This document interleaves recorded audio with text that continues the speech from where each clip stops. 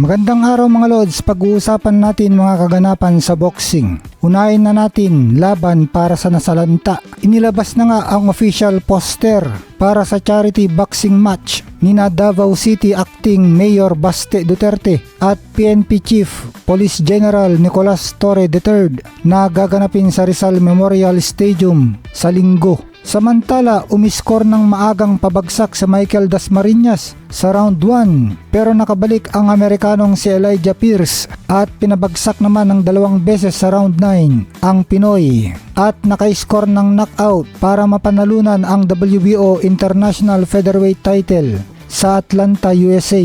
Hinamon naman ni Elijah Pierce si Naoya Inoue pagkatapos niyang manalo kay Dasmariñas. Samantala, yung anak na babae ni Elijah Pierce binigyan ng sariling gawa na hot and spicy sauce si Dasmariñas pagkatapos ng laban. Mukhang natutuwa naman ang Pinoy sa natanggap na regalo. Si Dasmariñas ay may alias na hot and spicy. Wala naman daw personalan, trabaho lang, sabay nag-sign of peace ang bata. Samantala, si 3 Division Champion at Hall of Famer Sugar Shane Mosley, may edad ngayon na 53 years old, talo sa laban niya kanina kontra Australian Matt Floyd via unanimous decision sa London. Bago ang laban ay hinamon ni Mosley si Manny Pacquiao, kaso natalo naman siya. Itong pagbabalik ni Mosley ay 9 na taon ang lumipas mula huling laban niya nang natalo siya kay David Avanesyan. Samantala, si former Unified Super Bantamweight World Champion Marlon Tapales at current undisputed Super Bantamweight World Champion Naoya Inoue ay inumpisahan na ang kanilang sparring session. Ito ay paghahanda para kay The Monster sa paparating na laban niya ngayong September 14 kung saan makakarap niya si former Unified Super Bantamweight Champion Murodjon Akhmadaliev sa Nagoya, Japan. Intense 5-round sparring daw ang ginawa ni Inoue at Tapales noong July 24 ayon sa manager ni Monster na si Hideyuki Ohashi. Samantala, humanga naman ang dating strength coach ni Pacquiao na si Alex Ariza sa kanyang alaga ngayon na si Kenneth Lover.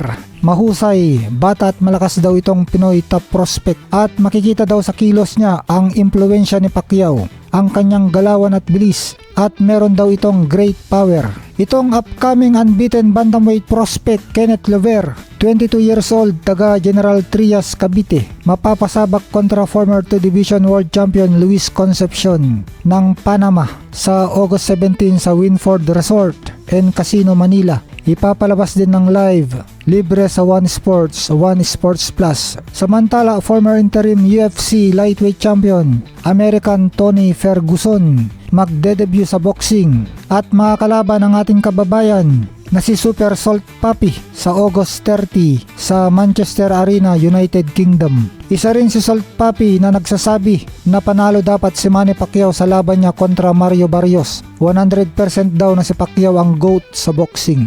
Ginaya din ni Salt Papi ang pagpapapalo ni Pacquiao sa kanyang buong kamay. Ito naman ang mga resulta ng mga laban ng mga Pinoy ngayong July.